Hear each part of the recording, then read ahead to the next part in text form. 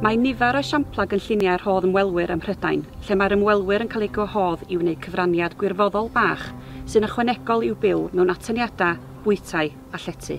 Yr un mwyaf llwyddiannus yw Nurture Lakeland yn ardal y Llynnoedd, sy'n codi dros 100,000 pob blwyddyn tuag at achosion da yn yr ardal.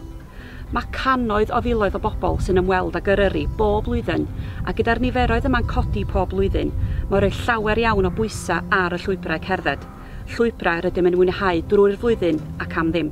Yn 2016, fe wnaeth arloesi Gwynedd Wledig, sef y cynllun Leader yng Ngwynedd, benderfynu peilota cynllun rhodd ymwelwyr yn ardal Eryri, a'i alw yn Rhodd Eryri.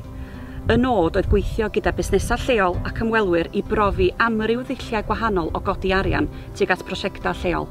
Roeddem hefyd eisiau treulu gwahanol ddulliau o godi arian mewn partneriaeth â'r busnesau a sefydlu brand cry allai barhau i'r dyfodol.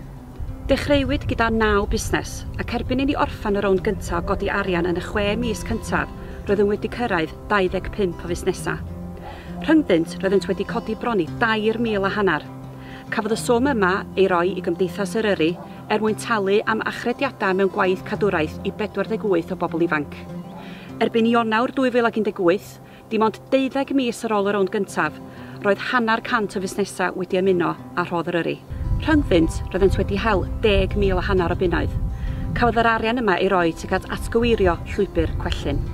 Fe gaeth o peilot i dderbyn yn bositif iawn gan y busnesau, ac maent yn parhau i fod yn gefnogol iawn o'r cynllun. Mae'n pwysig iawn bod y pobl yn cyfrannu. Be da ni'n neud ydy gofyn i pobl pan maen nhw'n entro un o'r digwyddiadau ni a talu entro ar-lein. Da ni'n gofyn os oes nhw yn rhoi pint sydd yn cael ei rhoi i Rhodd Eryri. Mae'n pleser i ni fel cwmni lleol gallu bod yn gefnogol o rhywbeth fel Rhodd Eryri. Snowdonia giving for me was really important because it sort of gives back to the area, gives back to the community, gives back to the landscape to make sure that we sort of protect what we have and what we all really enjoy. Os ydych chi'n meddwl y byddai cynllun rhodd ymwelwyr yn gweithio yn eich ardal chi, dyma ein top tips. Mae'n rhaid sefydlu perthynas da gyda'r busnesau. Maen nhw'n allweddol i lwyddiant y cynllun. Heb iddynt, nid ydy o'n gweithio. Mae'r dewis opt-in ar wefannau'r busnesau yn ffordd llawer mwy effeithiol o godi arian na blycha'r rhoddion neu amlenni. Wrth gwrs, mae'r cynllun yn llawer mwy na chodi arian. Mae'r rhan o ymgyrch ehangach mewn ardal dwristiaeth i sicrhau ei bod yn fwy cynaliadwy, yn amgylcheddol ac yn economaidd.